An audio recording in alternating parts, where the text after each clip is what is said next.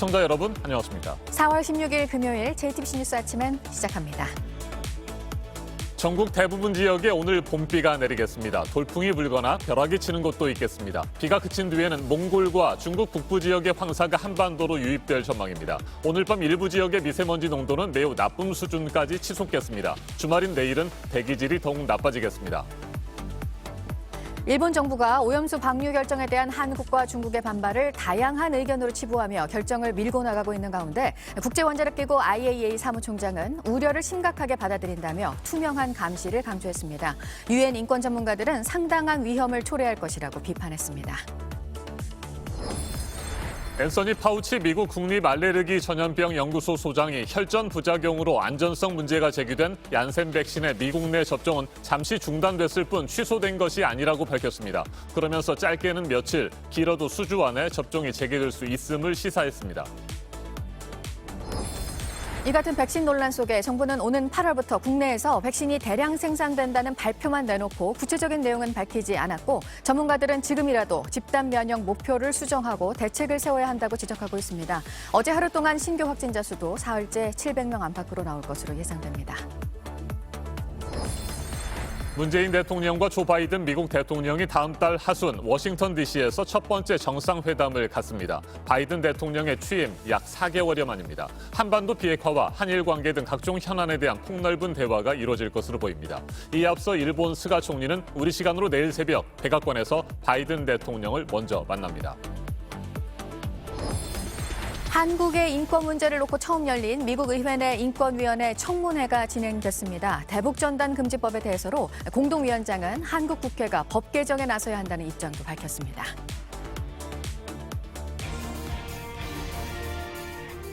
주말을 앞두고 오늘 전국적으로 봄비가 내리겠습니다. 비의 양은 5mm 안팎으로 많지 않겠습니다. 하지만 곳에 따라 돌풍이 불거나 천둥, 번개가 칠 것으로 보입니다. 문제는 오늘 오후 비가 그친 뒤 한반도에 유입될 것으로 보이는 황사입니다. 이틀 전 몽골과 중국 북부 지역에서 떠오른 황사가 강한 바람을 타고 밀려들겠습니다.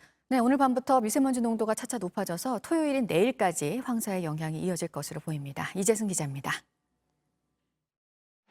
북쪽을 지나는 약한 기압골의 영향으로 오늘 새벽 백령도에서 비가 시작됐습니다. 비구름대가 동쪽으로 이동하면서 경기 서해안을 시작으로 차츰 중부지방 곳곳에 빗방울이 떨어지고 있습니다. 오늘은 전국에 봄비가 내리겠고 돌풍이 불거나 벼락이 치는 곳도 있겠습니다. 다만 예상 강우량이 5mm 안팎으로 매우 적겠고 지속 시간도 짧아 오후엔 모두 그치겠습니다. 비가 그친 뒤에는 강한 바람을 따라 황사가 영향을 주겠습니다. 지난 14일 몽골 남부와 중국 북부에서 발원한 황사는 오늘 새벽 산둥반도와 바레만 부근을 지났고 오늘 오후부터 한반도로 들어오겠습니다. 오늘 밤 전국의 미세먼지 농도는 나쁨까지 치솟고 일부 지역은 매우 나쁨을 보이는 곳도 있겠습니다. 주말인 내일은 대기질이 더 나빠집니다. 전국에서 미세먼지 농도 매우 나쁨 기준인 150 마이크로그램을 웃도는 곳이 많겠습니다. 기상청은 올해 황사 발원 구역의 강수량이 예년보다 적고 사막의 기온이 올라 황사가 잦아졌다며 주의를 당부했습니다. 황사는 비교적 입자가 큰 미세먼지이기 때문에 황사가 들어오지 못하도록 창문 등을 차단하고 노약자 등은 야외 활동을 자제해야 합니다. JTBC 이재승입니다. 국제원자력기구 IAEA 사무총장이 후쿠시마 제1원전 방사성 물질 오염수의 해양 방류 과정을 투명하게 감시하겠다고 밝혔습니다. 그러면서 일본 주변국들과 현지 어민 등의 우려를 심각하게 받아들이고 있다고 덧붙였습니다. 지난 13일 일본 정부가 해양 방류 계획을 최종 확정한 직후 IAEA가 환영의 입장을 밝힌 데 대한 한국과 중국의 부정적인 분위기를 의식한 발언으로 해석됩니다. 유엔 인권 전문가들은 일본의 해양 방류 결정에 우려를 나타내면서 실망스럽다고 밝혔고 중국과 북한은 방류 계획 철회를 강력히 촉구했습니다. 박지윤 기자입니다. 라파엘 그로시 국제원자력기구 사무총장이 현지 시간 14일 중국 국영 CCTV와의 인터뷰에서 일본 주변국의 우려를 잘 알고 있다고 말했습니다. We all know what is there. We all know the amount of the water. 그러면서 생태계를 해치지 않도록 일본과 협력해 해양 방류 과정을 투명하게 감시하겠다고 강조했습니다. will take place and will be organized before, during, and after the controlled release of treated water into the ocean. 하지만 그로시 사무총장은 오염수 대신 일본 정부가 주장하는 처리수라는 용어를 사용했습니다. 앞서 지난 13일 일본이 원전 오염수 방류 결정을 발표했을 때도 국제 관행이라며 환영한다는 입장을 밝힌 바 있습니다. 이런 가운데 유엔 인권 전문가들은 일본의 결정이 태평양 지역 수백만 명의 생명과 생계에 영향을 미칠 수 있다며 이들의 인권 향유에 위험을 초래한다는 성명을 발표했습니다. 같은 날 중국 정부는 주중 일본 대사를 조치해 오염수 방류는 현대 문명 국가의 행동이 아니라며 항의했습니다. 북한도 관영 매체를 통해 처음 입장을 밝혔습니다. 조선중앙통신은 일본이 인류에게 새로운 대재난을 몰아오고 있다면서 해양 방류 결정을 당장 처리하라고 촉구했습니다. JTBC 박지윤입니다. 이 같은 국제사회의 반발과 우려에도 불구하고 일본 스가 정권은 계속해서 눈과 귀를 닫고 있습니다. 해양 방류에 반대하는 일본 시민들의 움직임이 거세지고 있고 후쿠시마 현 지사는 오염수 처리 과정의 투명성 확보를 촉구하고 있지만 아랑곳하지 않고 있습니다. 전 세계 해양 생태계 등을 위협하는 방사성 물질 오염수 방류 계획을 밀어붙이고 있습니다. 집권 자민당 소속의 의원은 문재인 대통령을 향해 막말까지 쏟아냈습니다. 도쿄에서 윤서령 특파원이 보도합니다. 일본 정부는 후쿠시마 오염수 해양 방출 결정을 번복하지 않겠다는 점을 재확인했습니다. 한국과 중국의 반발은 다양한 의견으로 치부했습니다. 様々なご意見があると思いますが、透明性のあるまた科学的な根拠に基づく説明をしっかり行っていく必要があると思います。 집권 자민당 소속 한 의원은 전날 국제해양법재판소 제소 검토를 지시한 문재인 대통령을 향해 허세라고 비꼬았습니다. 한국의 삼중 수소 배출량이 일본보다 많다는 게 드러날 것이라며 오히려 문 대통령이 망신을 당할 것이라고 비아냥거린 겁니다. 하지만 일본 정부는 국내외 반발이 예상했던 것보다 강하다고 인식하고 있는 것으로 알려졌습니다. 특히 일본 정부가 더 크게 염려하는 건 국내 반발입니다. 후쿠시마현 지사가 나서서 오염수 처리 과정의 투명성을 확보해달라고 압박하는 상황입니다. 오염수를 마실 수 있냐는 질문을 받은 가토 관방장관은 즉답을 피했습니다. 今飲まないということをおっしゃったということでありますが、その行為自体によって安全性が証明されるわけではないということはご承知のところだと。 도쿄의 한 소식통은 안전하다는 것과 안심할 수 있다는 건 별개라는 걸 정부가 간과하고 있다고 꼬집었습니다. 이런 가운데 일본 부흥청은 방사성 물질인 삼중수소를 귀엽게 묘사한 캐릭터를 더 이상 사용하지 않겠다고 했습니다. 국내외 반발과 비난을 다스리며 계획을 밀고 나가겠다는 취지입니다. 도쿄에서 JTBC 윤서령입니다. 존슨앤드존슨에서 생산하는 얀센 백신의 미국 내 사용 중단 조치가 이어지고 있습니다. 어제 이 시간에 전해드린 것처럼 미 보건당국은 얀센 백신 안전성에 관한 결정도 보류했습니다. 이 같은 상황에서 앤서니 파우치 미국 국립알레르기 전염병 연구소장은 백신 사용 중단이 임시 조치일 뿐 취소가 아니라고 밝혔습니다. 짧게는 며칠, 길어도 수주 안에 접종이 재개될 수 있음을 시사했습니다. 워싱턴에서 임종주 특파원이 소식 전해왔습니다. 미국 국립 알레르기 감염병 연구소장이자 백악관 의료 고문인 파우치 박사는 얀센 백신 접종은 취소된 게 아니라고 밝혔습니다. 보건당국의 사용 중단 권고는 안전을 위한 임시 조치일 뿐이라는 것입니다. Safety is a primary consideration when it comes to the FDA and the CDC. That's why it was done, and that's why it's a pause. It isn't a cancellation, it's a pause. 접종 중단 상황도 그리 오래가지 않을 것으로 전망했습니다. 짧게는 며칠, 길어도 몇 주면 될 것이라고 말했습니다. 또 얀센 백신 접종자 6명에게서 나타난 혈전 부작용은 극히 드문 사례라는 점을 거듭 강조했습니다. 이번 사안이 백신에 대한 불신으로 번져서는 안 된다는 취지입니다. If there is a concern about hesitancy out there, the fact that this was done would, in my mind, underscore and confirm how seriously we take safety.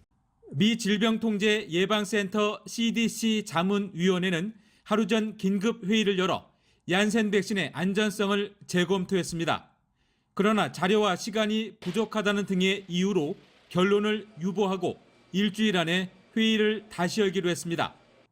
유럽의약품청은 다음 주 안전성 검토 결과를 발표할 예정입니다. 워싱턴에서 JTBC 임종주입니다. 얀센 백신의 접종을 중단하는 상황이 그리 오래가지 않을 것이라는 앤서니 파우치 미국 백악관 의료 고문의 발언이 있었지만 코로나19 백신 수급에 대한 세계 각국의 위기감은 여전합니다. 우리 정부도 아직까지 뾰족한 대책을 내놓지 못하고 있습니다. 어제는 오는 8월부터 국내에서도 백신이 대량으로 위탁 생산될 것이라고 발표했습니다. 그런데 어떤 백신을 무슨 업체가 맡아서 생산하게 되는지 밝히지 않았습니다. 일단 급한 불부터 끄겠다는 의도로 확정되지 않은 계획을 서둘러 발표한 것으로 보입니다. 오늘 0시 기준 국내 코로나19 신규 확진자 수는 사흘째 700명 안팎에 이를 것으로 보입니다. 어젯밤 9시까지 628명이 새롭게 확진 판정을 받았습니다. 이한주 기자입니다. 정부는 8월부터 국내에서 코로나19 백신이 대량 생산된다고 했습니다. 국내 제약사 한 곳이 해외 백신을 위탁 생산하는 방식입니다. 그러면서 11월 집단 면역 확보는 차질 없게 할 것이라고도 했습니다. 하지만 무슨 백신을 어떤 기업이 생산하는지는 밝히지 않았습니다. 백신이 부족하다는 지적이 잇따르자 급한 불을 끄겠다며 발표만 먼저 한 겁니다. 정부는 고비 때마다 문제 없다는 말을 되풀이했습니다. 백신 회사에서 먼저 계약을 맺자는 재촉을 받고 있다고 했고 우리와 빨리 계약을 맺자고 오히려 그쪽에서 재촉을 하고 있는 그런 상황입니다. 세계 각국이 백신 확보 전쟁에 나선 상황에서도 여유를 부렸습니다. 다 계획이 있었습니다. 대한민국은 비교적 백신 접종을 일찍 마치는 나라가 될 것이다. 하지만 이제는 백신을 더 사고 싶어도 살 수 없습니다. 화이자와 모더나 백신은 미국을 포함한 세계 각국에서 입도 선매에 나서면서 씨가 말랐습니다. 스테판 방셀 모더나 CEO는 앞으로 몇 달간 백신 생산을 늘리기는 어렵다고 말했습니다. 정부는 희귀혈전 문제가 불거진 아스트라제네카와 얀센 백신 도입 일정은 변화가 없다고 밝혔습니다. 미국 등에서 나오는 결론을 지켜보고 우리도 검토를 해봐야 하지만 도입을 미루면 다른 대안이 없는 것도 사실입니다. 다만 백신 수급 불안정을 고려해 러시아 백신을 포함한 여러 백신의 추가 구매는 검토하겠다고 했습니다. JTBC 이한주입니다. 문재인 대통령과 조 바이든 미국 대통령이 다음 달 하순 워싱턴 DC에서 첫 번째 정상회담을 갖습니다. 청와대가 밤사이 밝혔고 백악관도 5월 하순 두 정상의 첫 만남 계획을 공식 발표했습니다. 그런데 이에 앞서 일본 스가 총리는 우리 시간으로 내일 새벽 워싱턴에서 바이든 대통령을 한 달가량 먼저 만납니다. 한반도 비핵화와 한일 관계, 그리고 미중 갈등과 후쿠시마 제1원전 오염수 해양 방류 등을 둘러싸고 한미일 3국의 외교전이 치열하게 펼쳐질 전망입니다. 김필중 기자가 보도합니다. 문재인 대통령과 조 바이든 미국 대통령이 미국 워싱턴 DC에서 만나기로 했습니다. 오는 5월 하순 첫 정상회담을 가지는 건데 바이든 대통령이 취임한 지 약 4개월여 만입니다. 강민석 청와대 대변인은 문 대통령의 방미 관련 상세 일정에 대해서는 한미 간 계속 조율 중이라고 밝혔습니다. 두 정상은 한반도 비핵화는 물론 한일 관계 개선 등 각종 현안에 대해 이야기를 나눌 것으로 보입니다. 백악관도 정상회담 개최 사실을 확인했습니다. 젠 사키 백악관 대변인은 두 정상이 다음 달 만나 철통 같은 한미 동맹과 양국 국민 사이의 오랜 유대와 우정을 강조할 것이라고 말했습니다. 한반도 비핵화 문제와 한일 관계는 우리 시간으로 내일 새벽에 열릴 미일 정상회담에서도 다뤄질 것으로 보입니다. 그동안 스가 요시히데 일본 총리는 외교와 안보에 있어 미일 동맹의 중요성을 수차례 강조해왔습니다. 백악관도 미일 정상회담에서 안보가 중요한 이슈라고 밝힌 바 있습니다. 따라서 미중 갈등이 깊어지는 가운데 대북 정책과 관련한 한미일 3국의 대북 공조를 재확인할 가능성이 있습니다. 또 후쿠시마 원전 오염수 방류와 관련해 바이든 대통령의 의견 표명이 있을지도 관심입니다. 이런 가운데 이달 하순 미국에서 개최될 예정이었던 한미일 외교부 장관 회의가 연기됐다고 교도통신이 보도했습니다. 후쿠시마 오염수 방류 등의 문제로 한일 관계가 악화한 게 영향을 끼쳤다는 겁니다. 안보의 차원에서 한미일 공조가 필요한 가운데 일본의 후쿠시마 방류라는 변수를 새 정상이 어떻게 풀어나갈지 관심이 쏠리고 있습니다. JTBC 김필준입니다. 총리 교체와 함께 4-5곳 부처의 장관을 바꾸고 청와대 참모진도 일부 교체를 하는 인적 쇄신안이 오늘 나올 것으로 보입니다. 정세균 총리 사퇴와 맞물려서 이루어지는 인사인데요. 오늘 민주당 새 원내대표도 선출이 되고 당정청 차원의 쇄신 의지에 어떤 평가가 나올지 관심입니다. 박민규 기자입니다.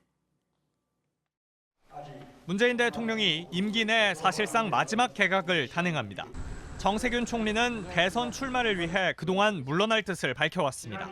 그 후임으로 김부겸 전 행정안전부 장관이 거론됩니다. 4선 의원, 영남 출신으로 개각 때마다 총리 하마평에 올라왔습니다. 여성 총리를 발탁할 수도 있는데 이 경우 유은혜 사회부총리 겸 교육부 장관이 후보로 꼽힙니다. 문 대통령이 내각의 여성 비율 30%를 약속하고 직접 챙겨왔다는 점에서도 주목됩니다. 하지만 문 대통령이 막판까지 고심을 거듭하고 있는 것으로 알려져 제3의 인물을 파격 발탁할 가능성도 있습니다. 홍남기 경제부총리는 총리 권한대행을 맡아 다음 주 대정부 질문 등 일정을 소화한 뒤 순차적으로 교체될 전망입니다. 후임으로는 구윤철 총리실 국무조정실장과 은성수 금융위원장 등 경제관료가 거론됩니다. 개각 대상은 이미 문 대통령이 사의를 받은 변창흠 국토교통부 장관을 포함해 2년 안팎 근무한 장수장관 중심입니다. 많게는 7개 부처까지 가능합니다. 이 가운데 해양수산부 장관에는 더불어민주당 전재수 의원이 유력합니다. 청와대는 개각과 함께 참모진도 일부 교체할 예정입니다. 이철희 전 민주당 의원을 정무수석에 지명하고 윤창렬 사회수석과 일부 비서관 등을 바꿀 가능성이 있습니다. JTBC 박민규입니다. 야권 움직임도 이어서 보면 윤석열 전 검찰총장이 정치권으로 들어오는 순간이 다가올수록 야권의 분열은 더 심해질 거라는 전망인데요. 당을 떠난 뒤에 국민의힘에 대한 거친 말을 쏟아내고 있는 김종인 전 비상대책위원장과 이를 견제하고 있는 국민의힘 사이에 신경전이 팽팽합니다. 이 소식은 최승기 기자가 전합니다. 감사패를 드립니다. 2021년 4월 8일 국민의힘 당원 입도. 이 분위기가 일주일 만에 180도 바뀌었습니다. 국민의힘을 떠난 김종인 전 비대위원장이 당을 아사리판이라고 비판하면서입니다. 아사리판은 아수라장과 비슷한 뜻의 속어입니다. 여기에 발끈한 국민의힘 중진들이 잇따라 견제에 나서고 있는 겁니다. 장제원 의원이 나섰는데 구악, 희대의 거간 정치인, 노역에 찬 정치기술자 등 거친 표현을 쏟아냈습니다. 그러면서 김 전 위원장의 독설이 국민의힘을 향한 함정이라고도 주장했습니다. 그 밖에서 김종인 위원장이 이렇게 탐욕에 가득 차가지고 흔드는 게 나는 이 함정에 빠진다고 생각을 해요. 새로운 정치 세력을 만들고 윤석열 전 검찰총장을 영입하기 위해 욕심을 부린다는 겁니다.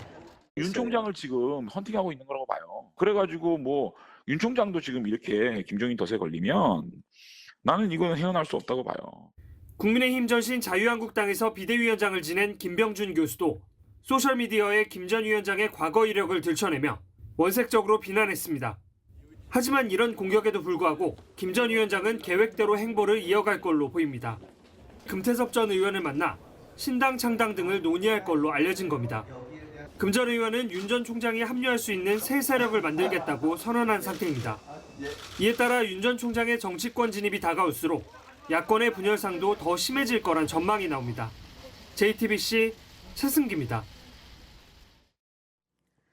16개월 입양아 정인이를 학대해 숨지게 한 혐의로 검찰이 사형을 구형한 양모, 그리고 징역 7년 6개월을 구형한 양부인데요. 이 검찰의 구형량에는 두 사람이 나눈 대화 내용이 결정적인 영향을 미쳤습니다.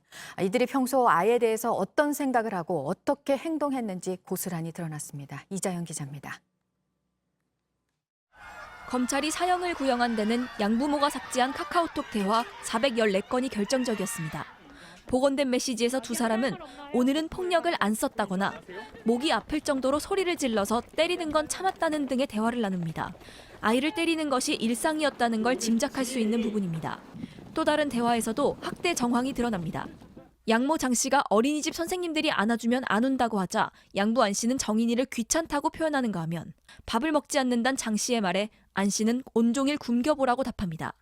이들은 아이가 기침을 해도 대수롭지 않게 넘겼습니다. 그러면서도 장 씨는 본인이 아플 땐 약을 먹었습니다.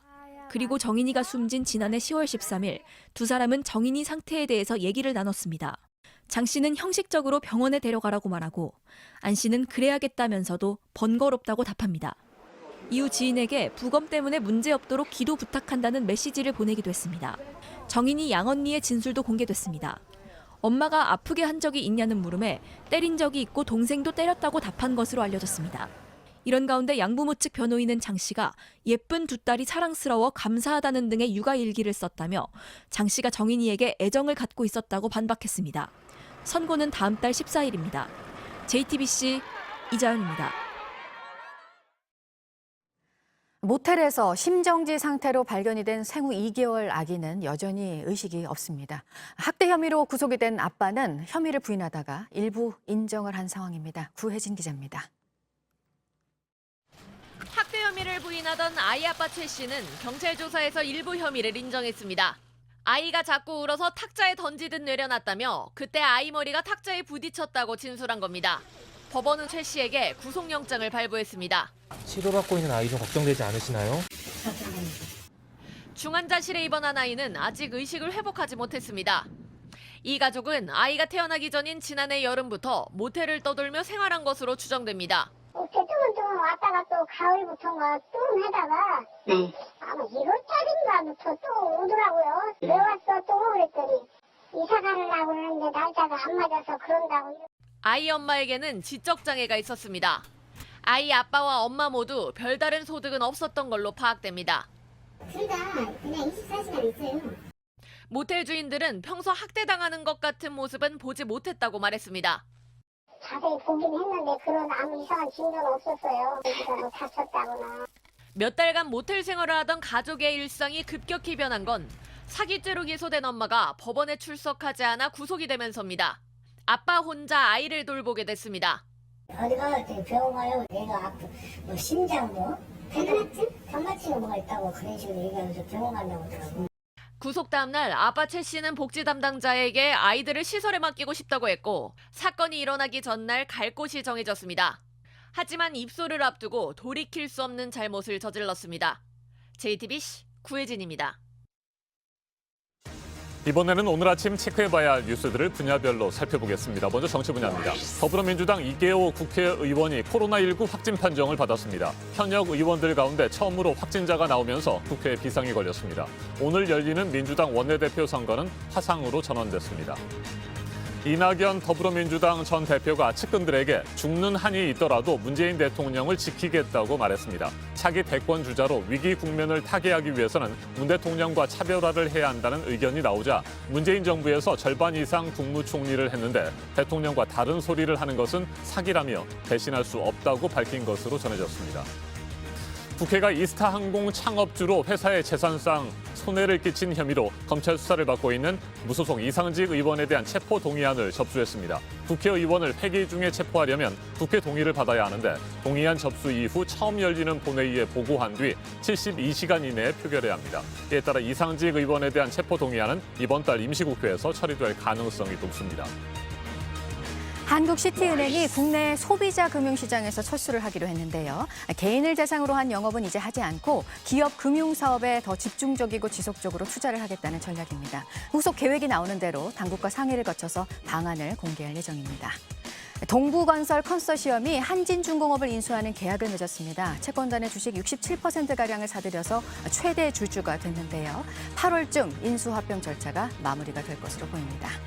박삼구 전 금호아시아나그룹 회장이 피의자 신분으로 검찰에 나와서 9시간가량 조사를 받았습니다. 아시아나항공 같은 계열사를 이용해서 총수 지분율이 높은 금호 고속을 부당하게 지원한 혐의에 대해서 조사한 검찰은 조만간 신병 처리 방향을 결정할 방침입니다. 계속해서 사회 분야 뉴스입니다. 오늘 새벽 1시 43분 경기도 여주시 부근에서 규모 2.2의 지진이 발생했습니다. 진앙은 여주시 동쪽 7km 지점으로 인근 지역에서도 흔들림이 감지됐습니다. 10여 년 동안 내부 정보를 이용해 전국 개발 유망 지역의 아파트 수십 채를 거래한 혐의로 LH 전 현직 간부 등 8명이 경찰 수사를 받고 있습니다. 아파트를 팔 때 세금이 법인에 낮게 적용되는 점을 이용해 유령 법인을 만들어 놓고 서울과 위례 신도시, 수원 광교 신도시 등 전국 각지에서 아파트 20여 채를 사고 팔아서 시세 차익을 남긴 것으로 전해졌습니다. 어제 오후 4시쯤 경기도 평택시의 한 배관 매립 공사장에서 쌓아둔 흙더미가 무너지면서 50대 노동자가 호사에 묻히는 사고가 났습니다. 소방당국이 출동해 10여 분 만에 구조했는데 가슴 통증을 호소해 병원으로 옮겨졌습니다. 생명에는 지장이 없는 것으로 알려졌습니다. 세월호 참사 7주기인 오늘 하루 동안 추모 행사들이 곳곳에서 이어집니다. 경기도 안산에 있는 경기도 미술관에서는 진주 잠수부라는 제목의 특별전이 열리는데요. 우리 현대미술 작가들의 작품 13점을 선보입니다. 국립현대미술관 창원관 유치를 위해서 경남 창원시가 시민 서명 운동을 시작했습니다. 마산만을 매립해 만든 인공섬의 유치를 바라고 있습니다. 6월 말까지 25만 명 서명을 받겠다는 계획입니다. 전국 곳곳에서 한복문화주간 행사가 열리고 있습니다. 오늘부터 전북 남원에서는 한복 패션쇼를 포함한 행사가 시작되는데 광활루원은 한복을 입고 가면 무료로 들어갈 수 있습니다. 네, 오늘 목포신항과 진도 팽목항 등에서도 세월호 참사 7주기 추모 행사가 이어집니다. 안산 화랑유원지에서는 기억식이 진행이 됩니다. 단원구청 일대에는 4시 16분부터 1분 동안 추모 사이렌이 울릴 예정입니다. 앞서 전해드린 대로 오늘 총리 교체 발표가 있을 것으로 보이고요. 정세균 국무총리는 총리로서 오늘 일정을 마무리하게 될 텐데 그동안 주재해온 코로나19 중대본 회의가 마지막 일정이 될 것으로 보입니다. 일본 정부의 원전 오염수 방출 결정과 관련해서 문성혁 해양수산부 장관이 어업인들을 오늘 만납니다. 원산지 단속 강화 같은 정부의 대책을 직접 설명하고 현장에서 느끼는 이야기들을 들을 예정입니다. 분야별 뉴스들 체크해드렸습니다. 오늘 전국에 봄비 소식이 있습니다. 중부지방에 5mm 안팎, 전북과 경북 북부에 5mm 미만으로 양은 적겠습니다. 비는 오후에 대부분 그치겠습니다. 이후에는 그제 중국에서 발원한 황사 영향을 받겠습니다. 전국 곳곳에 미세먼지 농도가 나쁨 수준으로 대기가 탁하겠고 주말인 내일은 더 나빠지겠습니다. 내일은 전국 곳곳에서 소나기도 내리겠습니다. 강한 바람과 함께 천둥과 번개도 칠 것으로 보입니다. 수도권과 강원 영서, 충북 등에 소나기 치고는 많은 5에서 10mm가 내리겠습니다. 현재 기온은 서울 11도, 대전과 광주 10도, 부산 12도로 어제보다 2도에서 6도가량 높습니다. 낮 최고 기온은 서울 16도, 대전과 전주 17도, 대구 21도로 어제와 비슷하거나 조금 낮겠습니다.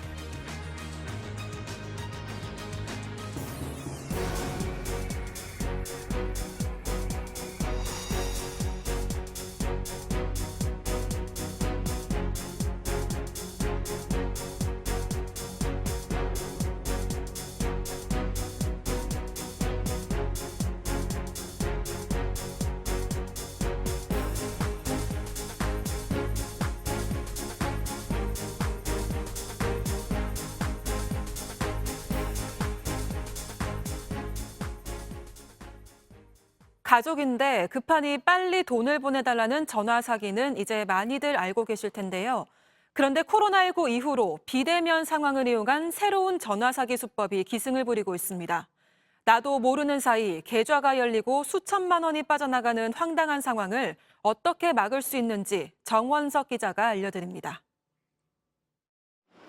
서울 노원구의 우체국에서 근무하는 김종례 씨는 지난달 말 3억 원대 사기를 막아냈습니다. 문 닫기 10분 전 전세 보증금을 입금한 손님이 신용카드를 쓴 적이 없다고 항의하는 통화 내용을 듣고 피싱 사기인가 싶어서 계좌를 바로 확인해 본 겁니다. 사망 요청이 들어와 있었고 그 사이에 5천만 원 이체가 됐더라고요. 들어왔는데 5천만 원 이체되셨습니다. 이랬더니 고객님이 깜짝 놀라셨어요. 자기는 그렇게 한 적이 없다고. 김 씨가 급하게 다른 은행에 지급 정지를 요청해서 다행히 실제 피해는 막을 수 있었습니다. 대체 무슨 일이 있었던 걸까? 이 손님은 이날 오전 아들로부터 휴대전화를 잃어버렸다는 메시지를 받습니다. 급하게 결제할 일이 있다며 신용카드와 신분증 사진을 보내달라더니 스마트폰에 앱 하나를 깔아달라고 했습니다. 이것만으로 사기범이 카드 결제도 5천만 원 이체도 할 수 있었던 겁니다. 코로나19 유행과 핀테크 발달이 겹치면서 신분증과 신용카드 정보만 있으면 은행에 가지 않고 쉽게 계좌를 열 수 있습니다. 일단 계좌를 열면 오픈 뱅킹을 통해 다른 금융계좌까지 한 번에 볼 수 있고 이체도 가능합니다. 여기에 원격 조종 앱으로 피해자의 스마트폰을 조정해 돈을 빼내가는 겁니다.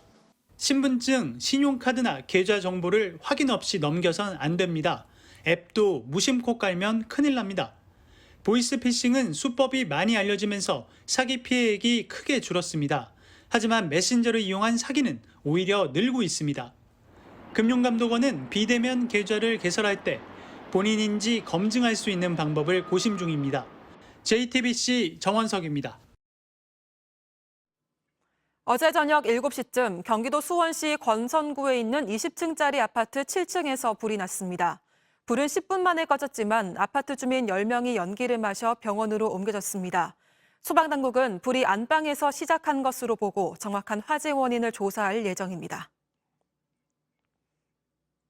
앞서 어제 오후 4시 40분쯤에는 충북 청주시에 있는 단독주택에서 불이 났습니다. 불은 30여 분 만에 꺼졌고 70대 집주인은 즉시 대피해 인명피해는 없었습니다. 하지만 약 82제곱미터 규모의 주택과 창고 1개를 전부 태워 소방서 추산 약 4천만 원의 피해가 났습니다. 경찰이 후배의 휴대전화를 훔쳐 1,200만 원을 가로챈 혐의로 20대 A씨를 구속해 검찰에 넘겼습니다. A씨는 지난해 12월 고등학교 후배의 휴대전화를 훔친 뒤에 모바일 금융앱을 통해 7차례에 걸쳐 1,200만 원을 자신의 어머니 계좌로 송금한 혐의를 받습니다. 경찰에 잡히기 전 A씨는 온라인 불법 도박 등으로 훔친 돈을 모두 사용한 것으로 알려졌습니다.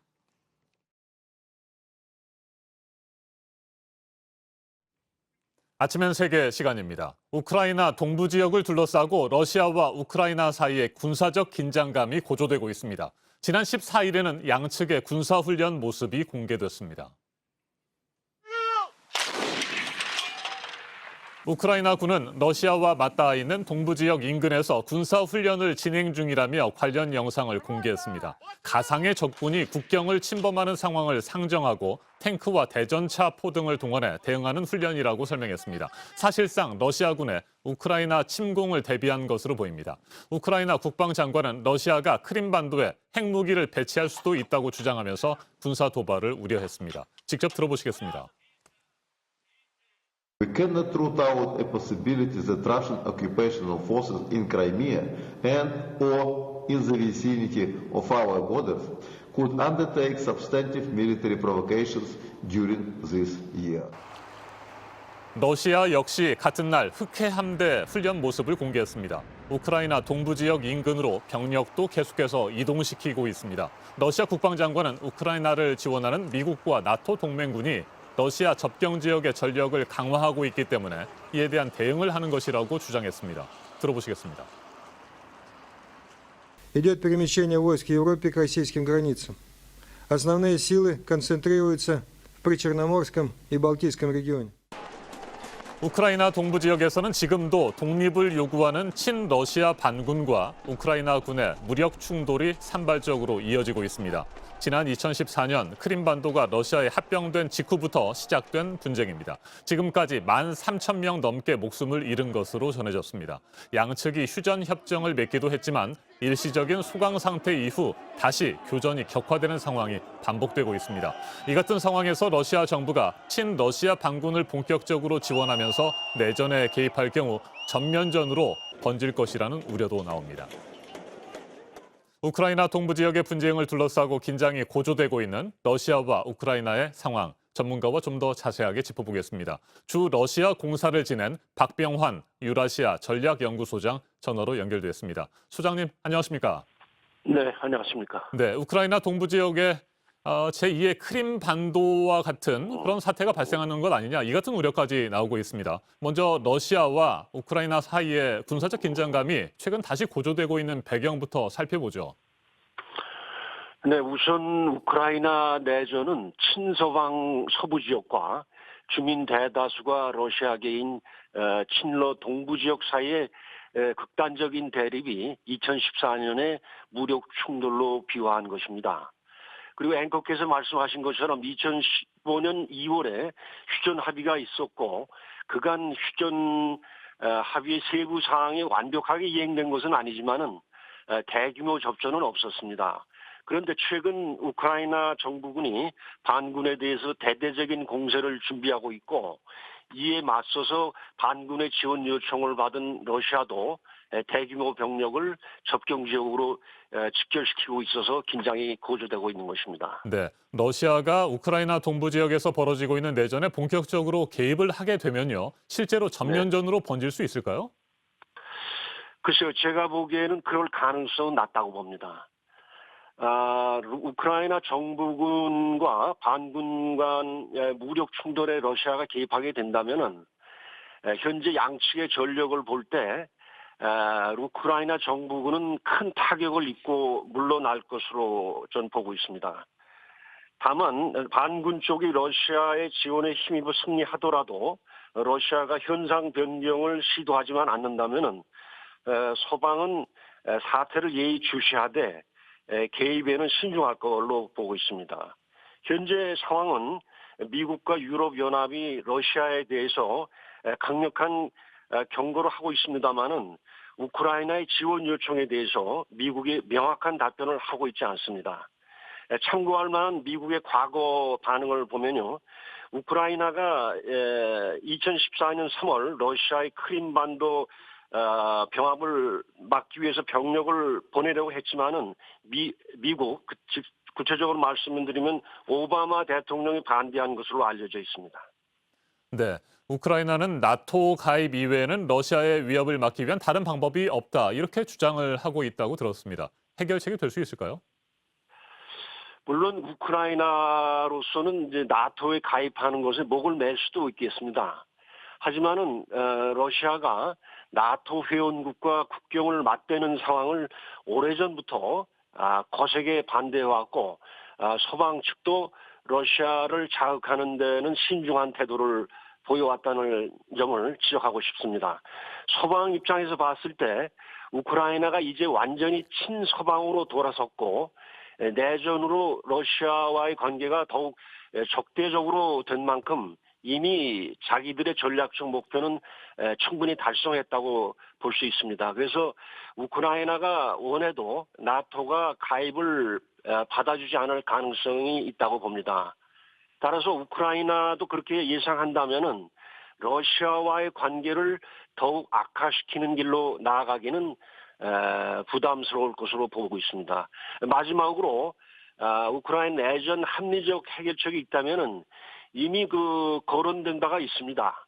우크라이나 중앙정부가 동부 지역에 대해서 하나의 국가로서의 통일성이 유지되는 범위 내에서 상당한 자치권을 부여하고 러시아는 반군에 대한 지원을 중지하는 방안이 합리적인 방안이라고 생각합니다. 네, 알겠습니다. 말씀 잘 들었습니다. 박병환 유라시아 전략연구소장이었습니다. 조 바이든 미국 대통령은 지난 13일 푸틴 러시아 대통령과 전화통화를 했습니다. 우크라이나 사태를 논의하기 위해서 수개월 안에 제3국에서 정상회담을 열자고 먼저 제안했습니다. 러시아 측도 긍정적으로 검토하고 있는 것으로 전해졌습니다. 두 정상이 만나서 러시아와 우크라이나의 오랜 갈등을 풀어낼 열쇠를 찾을 수 있을지 국제사회의 관심이 모아지고 있습니다. 지금까지 아침 현석이었습니다.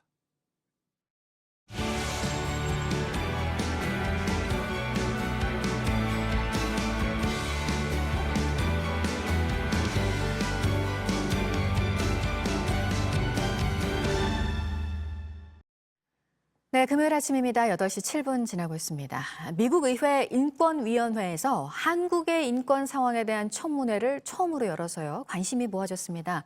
대북전단 금지법에 대해서였고 비판 의견이 우세했는데요. 보도국 연결해서 이 소식 자세히 알아보도록 하겠습니다. 강버들 기자, 한국 국회가 다시 논의를 하라는 얘기도 나왔네요. 예, 대북전단 금지법이 표현의 자유에 대한 한국의 헌법은 물론이고 국제적 기준에 어긋난 거란 비판이 이어졌습니다. 인권위 공동위원장들의 발언 들어보시겠습니다. Or as I have labeled it, the anti-Bible BTS balloon bill, as often balloons carrying religious information and items of Korean pop culture, such as music of the popular K-pop band BTS across the border. The law is already being challenged in court. Personally, I hope the Assembly decides to fix the bill. Again, that's the advantage of living in a democracy. There's always a chance for a redo. 예, 스미스 의원은 청문회를 시작하면서 대북전단 금지법에 대한 미국 의회의 이 같은 우려와 지적이 한국에서 정치적으로 소비되지 않기를 바란다는 점을 분명히 했습니다. 이 재보선 이후에 청문회 일정이 확정됐다고도 했는데요. 그러면서도 대북전단 금지법이 여당이 압도적 다수를 차지하고 있는 국회에서 통과됐다는 점 등을 들어 한국의 민주주의 전반에 대한 불안을 느끼고 있다고도 했습니다. 전반적으로는 비판 의견이 많았지만 분단 상황이라는 맥락을 살펴야 한다는 의견이 나왔고요. 또 예전과 달리 북한의 여러 정보가 유입되고 있어 대북전단이 의미가 없고 오히려 무의미한 충돌만 야기할 수 있다는 얘기도 나왔습니다.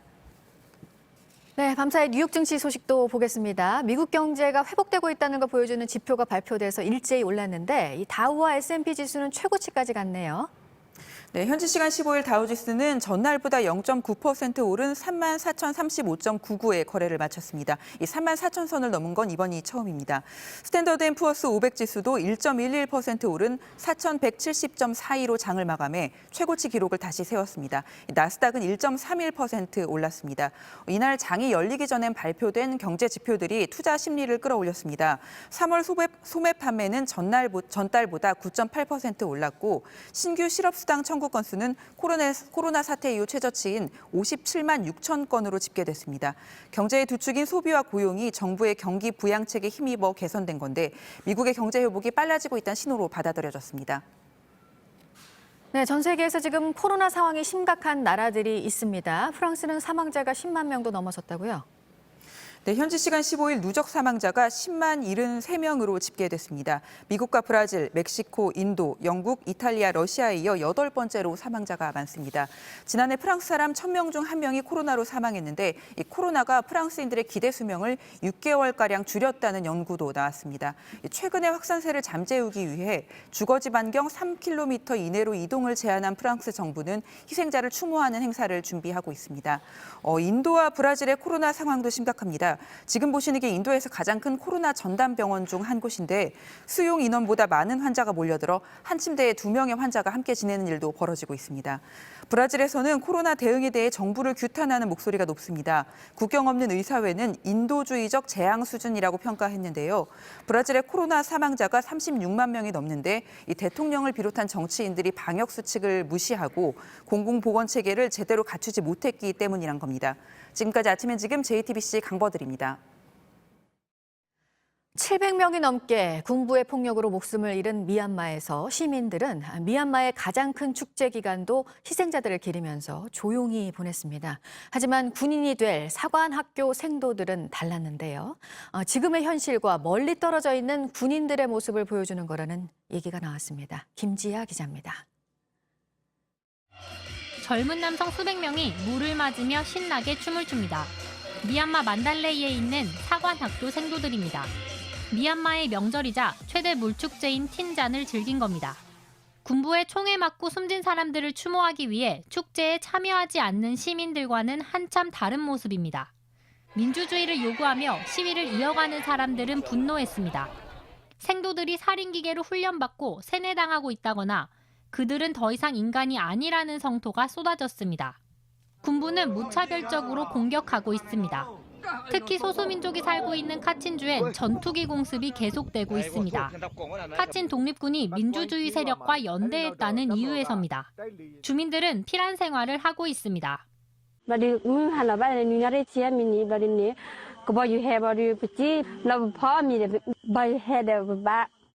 유엔 인권 고등판무관은 미얀마 상황이 시리아 내전처럼 번질 수 있다며 국제사회의 발빠른 조치를 촉구했습니다. 미얀마에서 군부의 총을 맞고 숨진 사람들은 이제 줄잡아 700여 명에 이릅니다. JTBC 김지아입니다. 북한이 무력 도발에 나설 가능성을 염두에 두고 한미 당국이 북한의 움직임을 또 예의주시하고 있는 상황인데요. 김일성 주석 생일인 태양절을 앞두고 앞서 미사일을 북한이 쏜 적이 있어서 더 예의주시를 했었는데 군사 도발 없이 지나갔습니다. 새로 나올 미국의 대북 정책을 의식한 게 아니냐는 분석입니다. 김민관 기자입니다. 북한은 모처럼 활기띤 모습이었습니다. 위대한 수리형 김일성 동지 탄생 109돌 경축 중앙 사진 졸람회 언제나 인민들과 함께 계시며가 개막됐습니다. 태양절을 맞아 김일성의 일대기를 담은 사진전을 열고 축하 공연과 체육대회도 열렸습니다. 평양에선 청년 학생들의 야회와 축포 발사도 진행된다고 했습니다. 지난해는 코로나19 상황을 의식해 대부분 취소됐던 행사들입니다. 지금은 북한 상황이 좋아지고 있다는 점을 나라 안팎으로 알리기 위한 의도로 해석됩니다. 태양절 전후로 북한이 미국을 압박하기 위한 무력 도발을 할 수 있다는 관측이 제기돼 왔습니다. 최근까지 북한의 잠수함 기지로 알려진 신포 조선소에서 수상한 움직임들이 잇따라 포착되기도 했습니다. 하지만 군 관계자는 아직까지 북한의 특이 동향은 관찰되지 않았다고 말했습니다. 미국 바이든 정부가 곧 새 대북 정책을 내놓는다는 걸 의식해 도발을 자제했다는 분석이 나옵니다. JTBC 김민관입니다. 북한의 태양절을 기념하는 모습은 중국 단둥에서도 포착이 됐고요. 이곳은 북한과 중국과의 무역이 다시 시작될 거라는 기대감이 높아지고 있는 곳이기도 합니다. 박성훈 특파원이 전해왔습니다. 단둥의 유명 북한 식당에 사람들이 꽃바구니를 안고 들어갑니다. 한두 명이 아닙니다. 중국에서 각자 모여 김일성 주석 생일을 축하하기 위해서입니다. 단둥에 거주 중인 북한인은 3천여 명, 분위기는 점심까지 이어졌습니다. 북한 식당은 단체 손님들로 넘쳐납니다. 밝은 표정이 인상적이지만 외부인은 출입할 수 없습니다.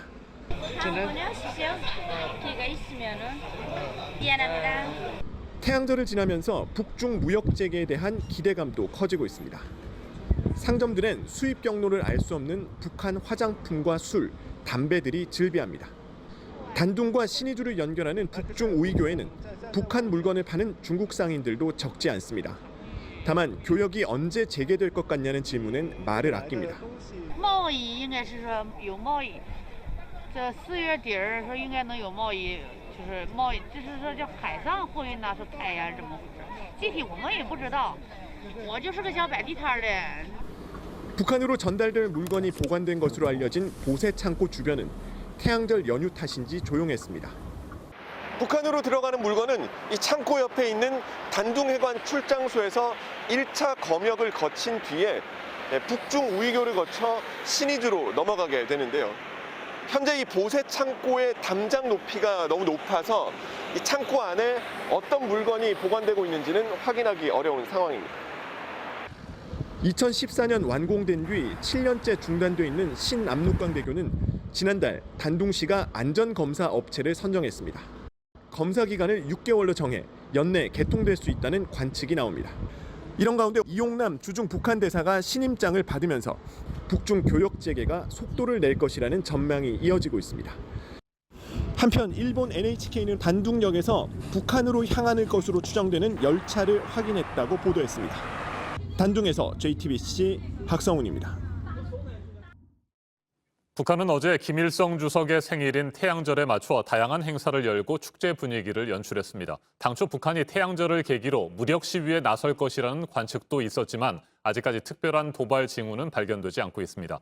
이 같은 상황에서 우리 시간으로 내일 새벽 조 바이든 미국 대통령과 스가 요시히데 일본 총리가 백악관에서 정상회담을 갖습니다. 그리고 다음 달 하순 문재인 대통령도 워싱턴 DC를 방문해 바이든 대통령과 처음으로 만납니다. 한반도 비핵화와 바이든 행정부의 새로운 대북 정책 등을 놓고 어떤 논의들이 이루어질지 주목됩니다. 김동엽 북한대학원 대학교 교수 자리 함께했습니다. 어서 오십시오. 예, 안녕하십니까. 네. 최근 들어서 신포 조선소 부근에서 여러 가지 움직임들이 포착되기도 했었고요. 그래서 잠수함 발사 탄도미사일 SLBM을 시험 발사할 가능성이 있다. 뭐 이런 관측들이 있었는데 일단 어제는 그냥 넘어간 것 같습니다. 너무 이제 태양절에 네. 뭐 북한의 군사적인 도발, 또 군사적인 어떤 시위 이런 것들과 일치를 시키는 것은 뭐 적절치 않다고 봅니다. 과거에 태양절에 이런 북한의 군사적인 행동 자체가 없었던 것은 아니지만 그렇다고 해서 꼭 태양절에 맞춰서 했던 것은 아닌 것 같고요.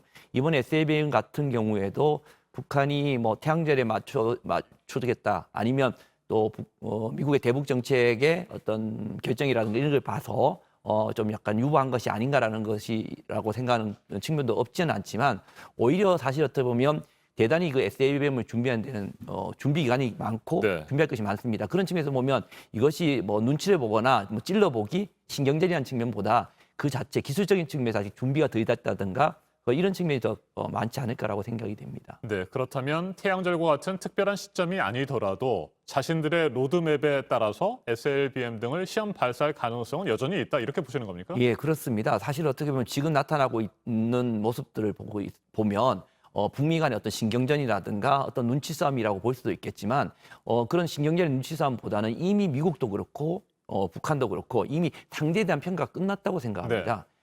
북한은 미국의 어떤 바이든 정부가 자신에 대해서 양보를 하지 않을 거다라고 생각하고 있는 것 같고요. 미국도 마찬가지입니다. 지금 나타나고 있는 여러 가지 목소리를 본다면 북한이 어떤 이런 쉽게 양보를 하거나 먼저 선행 조치를 안 할 거라고 보고 있기 때문에 그런 측면을 보면 지금 나타나고 있는 모습들, 특히 북한 같은 경우에는 2021년에 뿐만 아니라 향후 어떤 이런 군사적인 행동을 지속적으로 자신들의 어떤 것을 가지고 계속 진행해 나갈 가능성이 많고 이것을 단순히 지금 현재 상황에서 보는 것들을 수위는 분명히 조절할 수 있고 단계적으로 갈 수 있는 측면은 분명히 있지만 이것이 그냥 단순히 신경전이나 눈치 보기 정도로 해석하는 것은 적절치 않지 않느냐라고 볼 수 있습니다. 네, 압박과 대화 이 두 가지 축으로 바이든 행정부의 새로운 대북 정책이 이달 말쯤이면 확실하게 드러날 것으로 보이는데 이 바이든 행정부의 새로운 대북 정책이 나올 때까지 좀 더 신중하게 도발을 하지 않고 기다려보겠다 이런 의미는 없습니까? 그런 면이 없지는 않을 겁니다. 그런데 기다려보고 분명히 북은 강대강 선대선이라는 측면에서 이것을 이야기를 하고 있기 때문에 분명히 어떤 대북 정책이 나올 것인가라는 것을 보고 어떤 걸 결정할 수는 있는 건 분명히 있습니다만은 실제 아직 그것이 발표가 되지 않았을 뿐이지 현재 바이든의 대북 정책이라는 것은 대부분 결정이 됐다고 저는 생각을 하고요. 북한도 지금까지 단순히 이 짧은 기간뿐만 아니라 지금까지 미국과의 관계를 봤을 때 과거의 트럼프 정부가 어떻게 보면 가장 유연할 수 있습니다. 트럼프도 양보하지 않은 것을 바이든 정부가 양보하겠는가라는 것이고요. 또 한편에는 바이든 정부는 과거에 어떤 전략적 인나라고 있었던 오바마 정부의 3기나 다름없다고 본다고 하면 바이든 정부에 갖고 있는 어떤 대북 정책의 유연함을 기대하지는 않고 있다고 저는 생각합니다. 지금 이렇게 하고 있는 것은 그 대북 정책의 어떤 유연함을 기대하고 지켜보겠다는 의미보다는 자신들의 군사적인 행동을 하는 정당성과 명분을 만드는 거라고 생각하는 거죠. 그러니까 할 때 그냥 하는 것보다 당신들이 그렇게 했기 때문에 이런 명분을 갖고 내가 군사적 행동을 한다고 하는 것이기 때문에 이미 자신들이 지난 당대에서 결정해 놓은 국가 방위력 개발이라는 측면에서 군사력을 개발하는 데 있어서의 어떤 정당성 명분을 주기 위한 기다림이라고 보지 이것을 긍정적 측면에서 미국의 어떤 대북 정책에 대한 압박이라든가 그 유연함을 기대하고 이것을 이제 단계적으로 하고 있는 건 아닌 거라고 생각이 됩니다. 알겠습니다. 미국 쪽의 움직임도 한번 살펴보도록 하죠. 최근 들어서 미국의 안보와 정보 당국자들이 잇따라서 북한에 대한 우려를 나타내고 있습니다. 올해 안에 핵이나 장거리 탄도 미사일 시험 발사를 할 수 있다. 이런 전망들을 내놓고 있는데 이건 왜 그렇게 전망을 하고 있다고 보세요? 크게 놓고 보면 세 가지 측면으로 볼 수 있습니다. 가장 쉽게 이야기할 수 있는 게 북에게 대한 메시지라고 놓고 보면 나 다 알아 이런 거거든요. 너 하는 행동은 다 알고 벌써 예측 가능한 일이고 당연한 일이라고 하면서 그런 거 해봐야 쓸모가 없다라는 어떤 대북적 메시지를 보여주는 거죠. 그러니까 하지 말아라. 네, 그러니까 하지 말고 쓸데없이 하지 마. 이런 측면에서 대북적 메시지가 있다고 생각하고요. 또 한 가지 측면을 보면 더 중요한 것은 이미 아까 말씀드렸지만 미국의 바이든 정부의 대북 정책이 결정됐다는 거죠. 사실요. 뭐냐면 정보 당국에서 만든 정보를 가지고 정책이 만들어지는 거기 때문에 이미 정보 당국이라든가 군에서 이런 어떤 북한의 어떤 도발적 군사적 행동에 대해서 가능성을 이해하겠다는 것은 이미 바이든 정부의 대북 정책은 발표되지 않았지만 강경 정책으로 이미 결정됐다는 모습을 저는 보여주고 있다고 생각을 해요. 그 어떤 왜 강경 정책으로 가는가에 대한 것을 합리화시키고 정당화시키기 위한 것들을 지금 만들고 있다고 생각하고요. 마지막 세 번째가 이걸 통해서 자신들의 결정된 대북 정책 자체가 한국이라든가 주변 국가들한테 그것을 명분을 말고 정당성을 만드는 또 그런 어떤 대외적인 동맹 국가에 대한 합의를 이끌어내는 이런 측면에서 계속적으로 군이라든가 정보 당국에서 이런 어떤 북한의 도발을 부각시키고 강조하는 것이 아닌가라고 생각이 됩니다. 네, 자, 이 같은 상황에서 우리 시간으로 내일 새벽 백악관에서 스가 총리와 바이든 대통령이 처음으로 만납니다. 백악관은 중국 문제 그리고 북한 비핵화 문제에 대한 논의가 이루어질 것이다 이렇게 발표를 했는데 특히 북한 비핵화와 관련해서 미국과 일본이 어떤 논의를 할 수 있습니까?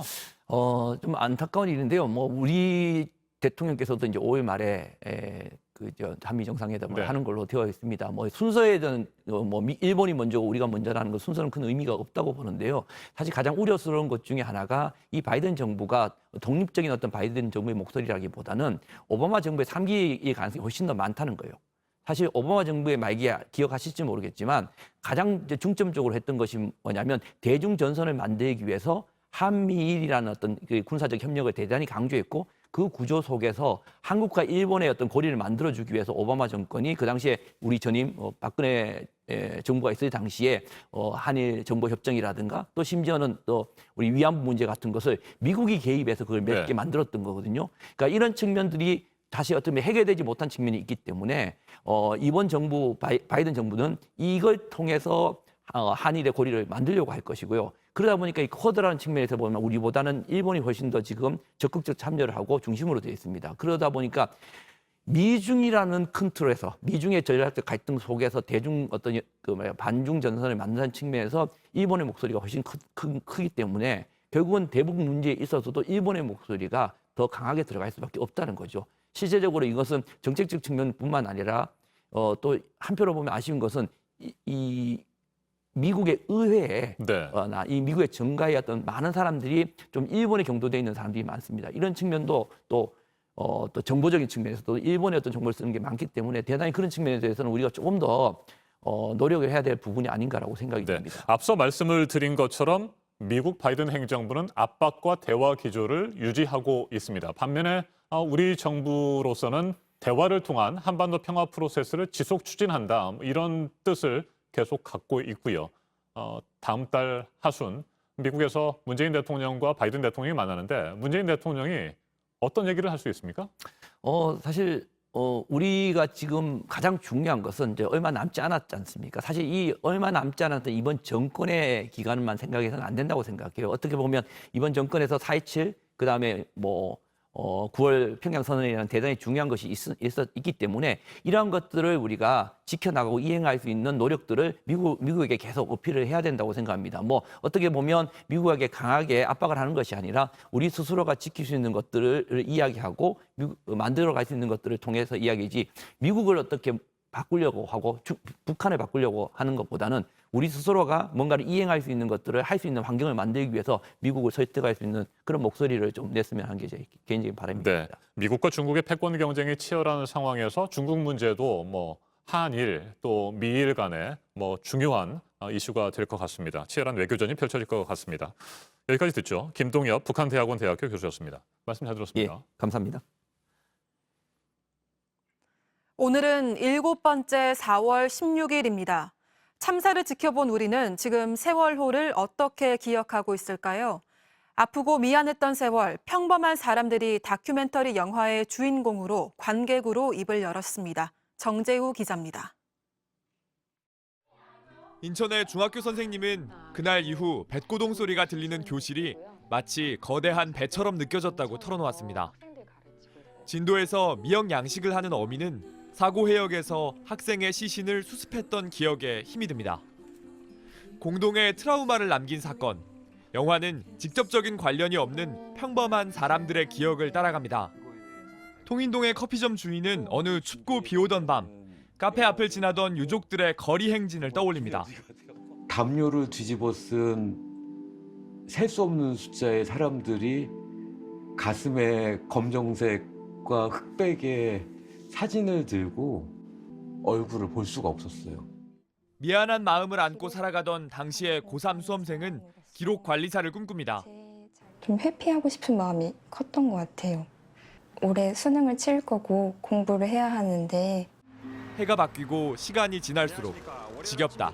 이제 그만하라는 말이 날아옵니다. 그냥 사람들이 다 해결됐을 거라고 생각하거나 해결해 줄 건데 왜 그러냐고 말하는 게 그러나 함께 모여 영화를 본 평범한 사람들의 마음은 다릅니다. 대부분 피해자들이 저랑 같은 나이예요. 그래서 긴 시간 동안 같이 죄책감을 가지고 기억을 모자이크처럼 모아서 말하고 보고 듣는 것만으로도 위로가 됐다고. 그래서 감독은 일반 시민이 주인공인 첫 세월호 영화를 만들었다고 말합니다. 나만이 이 사건으로 아픈 게 아니었구나. 나만 여전히 이게 이렇게 슬픔이 어떤 덩어리째 있는 게 아니었구나라는. JTBC 정재우입니다. 김아랑이 제35회 전국 남녀 종별종합 쇼트트랙 스피드스케이팅 선수권 대회 여자 일반부 1500m에서 정상에 올랐습니다. 김아랑은 1500m 결승에서 2분 28초 884의 기록으로 가장 먼저 결승선을 통과하며 심석희와 노아름을 따돌리고 금메달을 목에 걸었습니다. 평창올림픽 1500m 금메달리스트인 최민정은 아쉽게 5위로 밀렸습니다. 하지만 최민정은 이어서 열린 여자 일반부 500m 결승에서 우승하며 1500m 노베달의 아쉬움을 씻었습니다. 아침엔 뉴스워치, 오늘 하루 관심을 가지고 지켜봐야 할, 기억해야 할 뉴스 끝으로 정리해드립니다. 전국 대부분 지역에 오늘 봄비가 내리겠습니다. 비의 양은 5mm 안팎으로 많지 않겠지만 돌풍이 불거나 벼락이 치는 곳도 있겠습니다. 비가 그친 뒤에는 몽골과 중국 북부 지역의 황사가 한반도로 유입될 전망입니다. 주말인 내일은 전국의 미세먼지 농도가 매우 나쁨 수준까지 치솟겠습니다. 나라 안팎의 강한 반발에도 일본 정부는 오염수 방류 결정을 밀고 나가겠다는 방침을 다시 한번 밝힌 가운데 앞서 환영 입장을 낸 국제원자력기구 IAEA 사무총장은 투명한 감시를 강조하면서도 오염수 대신 처리수라는 말을 썼습니다. 유엔 인권 전문가들은 오염수가 상당한 위험을 초래할 것이라고 비판했습니다. 문재인 대통령과 조 바이든 미국 대통령이 다음 달 하순 워싱턴 DC에서 첫 번째 정상회담을 갖습니다. 바이든 대통령의 취임 약 4개월여 만입니다. 한반도 비핵화와 한일 관계 등 각종 현안에 대한 폭넓은 대화가 이루어질 것으로 보입니다. 이에 앞서 일본 스가 총리는 우리 시간으로 내일 새벽 백악관에서 바이든 대통령을 먼저 만납니다. 코로나 백신 수급과 관련해 정부가 뚜렷한 대책을 내놓지 못하면서 11월 집단 면역 목표를 수정하고 새로운 대책을 세워야 한다는 목소리가 높습니다. 어제 하루 동안 신규 확진자 수도 700명 안팎으로 예상됩니다. 오늘 전해드릴 소식은 여기까지입니다. 이상으로 JTBC 뉴스 아침엔 금요일 순서 모두 마치겠습니다. 건강한 주말 보내시기 바랍니다. 고맙습니다.